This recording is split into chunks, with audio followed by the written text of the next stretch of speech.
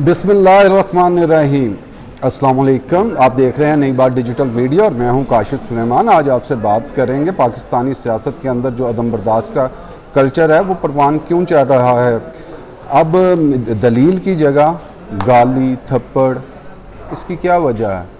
आपको ये भी बताएंगे कि किन लोगों को, दानियाल अज़ीज़ हों, मुबशर लुकमान हो, अब्दुल कादर मंदोखेल हों, जुएल लतीफ़ हों, इन समेत जिन लोगों को थप्पड़ पड़े उनको किस जमात के लोगों ने ये थप्पड़ मारे। पंजाब असम्बली हो या नेशनल असम्बली हो, इसके अंदर क्या हो रहा है, इस सब के ऊपर आज गुफ्तगू करेंगे। सबसे पहले तो पाकिस्तानी सियासत के अंदर ये जो जूता कल्चर शुरू हुआ था, जिसके अंदर आपको बताता चलूँ कि पाकिस्तान के अंदर वो कौन से सियासतदान हैं जिनको जूते मारे गए। इसके अंदर पाकिस्तान के 3 दफ़ा वज़ीर आज़म रहने वाले नवाज शरीफ को जूता पड़ा, जनरल परवेज़ मुशर्रफ को जूता पड़ा, एहसन इकबाल को जूता पड़ा, अरबाब गुलाम रहीम को जूता पड़ा, अलीम खां को जूता पड़ा।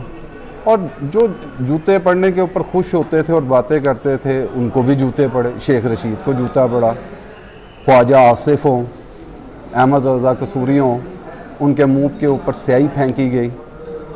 इसी तरह अब थप्पड़ की बारी आ गई है। जब दलील ख़त्म हो जाती है तो थप्पड़ शुरू हो जाते हैं। बात दलील से होनी चाहिए। अगर किसी ने करप्शन किया आप उसकी करप्शन एक्सपोज करें, अगर पॉलिसियाँ हैं उसके ऊपर आपको इतराज़ात हैं उसके ऊपर तनकीद करें, मस्बत तनकीद करें, लेकिन अखलाकियात के दायरे के अंदर। लेकिन आप देखेंगे कि जहाँ दलील ख़त्म हुई वहाँ तशद्दुद शुरू हो गया। फरदौस आशिक अवान के अब्दुल कादर मंदोखेल को थप्पड़ मारने के हवाले से बहुत से लोगों ने कहा कि आप भी अपनी कोई राय दें कि किस तरह देखते हैं, क्योंकि आपका बहुत ताल्लुक़ रहता है जो वज़ीर आला पंजाब की मावन ख़ुसूसी भी हैं डॉक्टर फरदौस आशिक अवान। हफ्ते में कोई 3-4 बार उनसे मुलाकात भी हो जाती है, गुफ्तगू करती हैं, दबंग लेडी हैं, लेकिन उनकी जानिब से किसी को थप्पड़ मारने को जस्टिफाई तो नहीं किया जा सकता। अब उन्होंने कहा है कि उनकी जानिब से जो हैं वो गालियां निकाली गई, तो फिर अगर ऐसा है तो वो सामने आनी चाहिए, बात उसकी भी वीडियो सामने आनी चाहिए, लेकिन ऐसा कुछ नज़र नहीं आया। और जितनी फुटेजेस जो मंजरे आम पे आई और जो देखी गई उसके अंदर तो यही नज़र आ रहा है कि गाली भी उनकी जानिब से दी गई और थप्पड़ भी उनकी जानिब से मारा गया। और अगर इसके जवाब में आगे से वो रिएक्ट कर जाते तो फिर कहना था कि एक मर्द ने एक औरत को थप्पड़ मारा, और आज कह रहे हैं ये कैसा मर्द है कि उसने एक औरत से थप्पड़ खाया है। तो दोनों जानिब आप देखेंगे कि किस तरह एक मर्द के लिए कितना मुश्किल होता है, और ख़ास तौर पे इस तरह के हालात के अंदर जब कोई औरत जो है किसी मर्द के ऊपर हाथ उठाए तो उसके लिए किस तरह वो एक माशरे में उसका चलना फिरना, उसको फेस करना उसके लिए कितना मुश्किल हो जाता है। तो माजी के अंदर या तो आप उसको जस्टिफाई कर रहे हो, जिस तरह खैर थप्पड़ तो कोई भी जस्टिफाई नहीं करता, लेकिन कुछ अखलाकियात के दायरे भी होते हैं कि आप किसी के ऊपर इस तरह के इल्ज़ामात लगा देते हैं। जिस तरह जो फवाद चौधरी है उन्होंने कहा कि जिस तरह उनके हवाले से कहा गया कि इनकी कोई वीडियोस पॉन्स जो वीडियो हैं वो मौजूद हैं, और फिर उन्होंने कहा स्पीच भी की थी पार्लियामेंट के अंदर, क्या ये वजह है, क्या हमने इसकी ये कीमत देनी है कि अगर हम असम्बलियों में आ गए हैं तो क्या हमारे घर में बहू बेटियां माएँ नहीं हैं कि इस तरह की चीज़ें चलाई जाएं, और अगर किसी के पास थी तो सामने लेके आते। इसी बात के ऊपर उनका क्लैश हुआ था। तो फिर समी इब्राहिम को थप्पड़ जो है वो फवाद चौधरी से पड़ा, मुबशर लुकमान को, जुएल लतीफ़ को मुराद सईद ने मारा, और इसी तरह अब्दुल कादर मंदोखेल को जो थप्पड़ पड़ा है वो डॉक्टर फरदौस आशिक अवान की तरफ से पड़ा। और इन सब का ताल्लुक़ अगर आप देखेंगे तो इन सब का ताल्लुक़ तरीक़े इंसाफ के साथ है। असम्बली के अंदर हंगामे के अंदर जो है वो मोइन वट्टू जो हैं उन्होंने तरीक़े इंसाफ के शहरियार अफरीदी को जो था वो थप्पड़ मार दिया था। और इसी तरह ये जो अदम बर्दाश्त की मैंने बात की थी, अब जो इस्लामाबाद के अंदर एहतजाज कर रहे थे तो उसके अंदर जो मुस्लिम लीग नून के लोग थे और ख़ास तौर पे साबिक़ वज़ीर आज़म है शायद खाकान अब्बासी हों, वहाँ सेनेटर मुसद्दिक मलिक थे, मरियम औरंगज़ेब थी, जिनके साथ बदतमीज़ी भी की गई और तशद्दुद भी किया गया, जिसके बाद शाहिद खाकान अब्बासी का कहना था कि किसी में हिम्मत है तो वो सामने आए, और अगर मैंने उसे एम्बुलेंस पे ना भेजा तो मेरा नाम शाहिद खाकान अब्बासी नहीं है। ये तलखियाँ, ये सियासी तनाव, ये इस बात का मज़हर है कि हम लोग अब सियासी इख्तलाफ से निकल के ज़ाती इख्तलाफात की तरफ चले गए हैं। तो ये ज़ाती की जगह सियासी के बजाय ज़ाती इख्तलाफात की तरफ हम क्यों गए हैं? क्या इसकी वजह क्या है? इसका बैकग्राउंड ये है कि जो अब लीडरशिप है वो भी शायद इस चीज़ को पसंद करती है कि गालम गलोच हो, उनके जो कारकुनान हैं, जो उनके अरकान हैं, वो एक दूसरे के साथ पर्सनल अटैक करें और एक दूसरे को समझते हैं कि हम जितना अगले के ख़िलाफ़ ज़्यादा बोलते हैं, अपोजिशन के ख़िलाफ़ या अपोजिशन हुकूमती अरकान के ख़िलाफ़ या उनकी क़यादत के ख़िलाफ़ जितनी बुरी ज़बान इस्तेमाल करती है, जितने नश्तर बरसाती है, जितने तंदो तेज़ जुमले कहती है, तो शायद उससे क़यादत खुश होती है। तो इस हवाले से जो बड़ी जमातों की क़यादत है उसके अंदर वज़ीर आज़म इमरान ख़ान हैं, नवाज़ शरीफ हों, आसिफ अली ज़रदारी हों या दीगर जमातों के जो क़यादत है, उनको चाहिए कि वो अपने अरकान को ना सिर्फ इस बात का पाबंद करें, इस डिसिप्लिन का पाबंद करें कि इस तरह की हरकत जो है उसके ऊपर सख्त एक्शन लिया जाएगा, ताकि अरकान इस हद तक ना जाएं कि जो सियासत जो है वो अब एक गाली ना बन जाए। सियासतदान इख्तलाफात रखें अखलाकियात के दायरे के अंदर। इसके साथ साथ जो हम ये चीज़ चला रहे हैं असम्बलियों के अंदर भी, वो भी इंतहाई शर्मनाक है कि जिस तरह के अल्फाज जो हैं वहाँ पे इस्तेमाल किए जाते हैं। ख़ास तौर पे आप देखेंगे हालिया सेशन के अंदर देख लेते हैं कि जो अमजद न्याजी हैं तहरीक इंसाफ के, बिलावल भुट्टो आते हैं, वो उस हवाले से किस तरह के जो नारे लगा रहे होते हैं या बात कह रहे होते हैं, और उन्होंने अल्फाज इस्तेमाल किए कि इधर देख बिल्लो, शर्मा क्यों रही है बिल्लो। अब उनके इस तरह के शर्मनाक अल्फाज के ऊपर जो है पीछे जरताज गुल हों, उनके साथ बैठे हुए अली मीन गंडापुर हों, वो मुस्कुरा रहे होते हैं। ये वो कल्चर है जिसको ख़त्म करना है।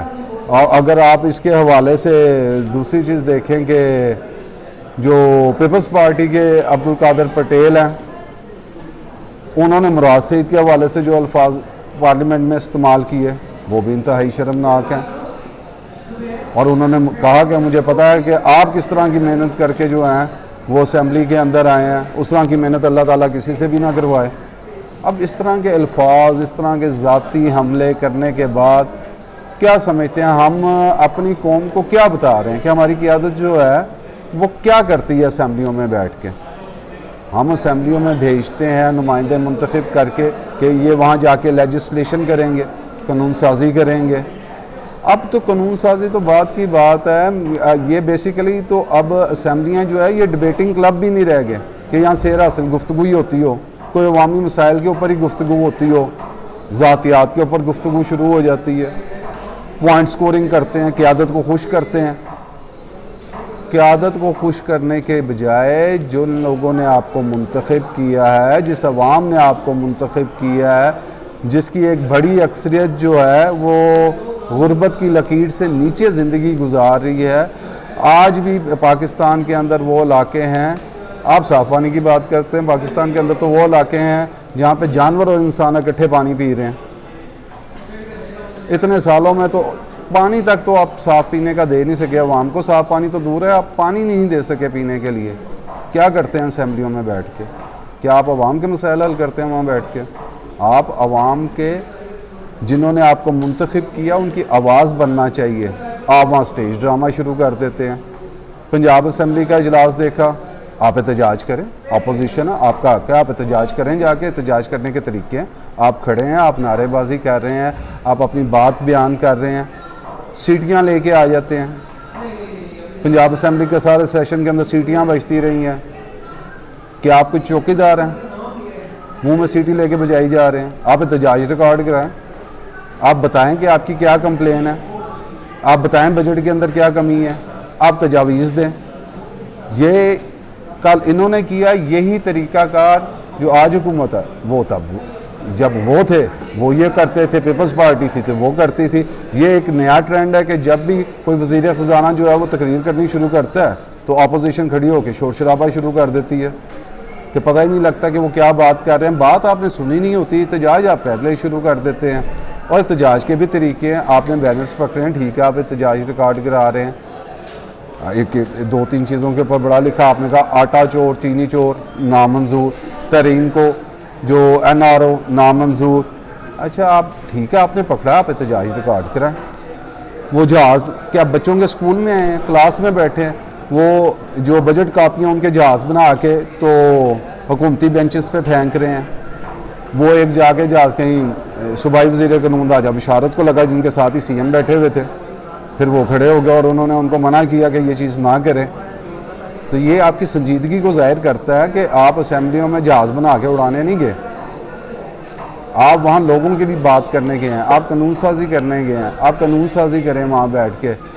अगर आज देख लें नेशनल असेंबली के अंदर, फिर वहाँ पे जो है वो एक हंगामा बरपा हो गया और जो मुआवने ख़ुसूसी हैं वज़ीर आज़म के अली नवाज़ अवान, उन्होंने वो किताब उठा के तो मार दी। मैं कल सुन रहा था जो डॉक्टर शहबाज गिल हैं, मुआवने ख़ुसूसी हैं वज़ीर आज़म के, उन्होंने कहा हम अपोजिशन लीडर को तकरीर नहीं करने देंगे। जी, उन्होंने हमें तकरीर नहीं करने दी, हम इन्हें तकरीर नहीं करने देंगे। आपने एहतजाज किया था, हम एहतजाज करेंगे। क्या ये सियासत इसी तरह चलती रहेगी? क्या सियासत के अंदर हम मुहज़्ज़म ममालिक की तरह नहीं चल सकते? क्या कोई हम इसको बनाएंगे पैरामीटर्स, इसके कोई क्राइटेरिया जो है वो इसका तय करेंगे कि क्या होना चाहिए, किस तरह एक दूसरे को बर्दाश्त करना है, किस तरह एक दूसरे को साथ लेके चलना है, जो जायज़ इख्तलाफात हैं उसके ऊपर बात करें। आपके पॉइंट है, आपकी बारी आती है, आप अपना मौक़िफ़ सामने रखें, पता लगे कि किसी मुल्क की असम्बली है, वहाँ पे कानून साजी हो रही है, अवामी मसाइल डिस्कस हो रहे हैं, ना कि ऐसा लगे कि ये कोई स्टेज ड्रामा है, आप थिएटर में बैठे हैं और आप कभी जुगते सुन रहे हैं, कभी वो आप रेसलिंग का रिंग बना देते हैं, लड़ना शुरू कर देते हैं, गालम गलोच शुरू कर देते हैं। टॉक शोज़ देखें, उसके अंदर ये है कि गालम गलोच शुरू कर देते हैं। दलील ख़त्म हो गई है, तशद्दुद गालियाँ शुरू हो गई हैं। इससे हमने अपने माशरे को बचाना है, क्योंकि जब सपोर्टर्स अपनी क़यादत को, अपने रहनुमाओं को, अपने लीडरों को इस तरह करते देखते हैं तो वो ये समझते हैं कि ये क़यादत के करीब होने के लिए इस तरह कर रहे हैं। तो जो नीचे का वर्कर है वो अपने लेवल तक की क़यादत के करीब होने के लिए उससे ज़्यादा हरकतें करता है, जिसकी वजह से सोशल मीडिया देखें, एक दूसरे की माँओं बहनों को गालियाँ, किस किस तरीके से एक दूसरे की क़यादत के ऊपर जो अल्फाज इस्तेमाल किए जाते हैं वो बयान भी नहीं किए जा सकते। तो अगर आप चाहते हैं कि माशरा अच्छा बने, हम मुल्क के लिए कोई बेहतरी कर सकें, तो अदम बर्दाश्त को फ़रोग़ दें, अपनी बात कहें, दूसरे की बात सुने दलील के साथ।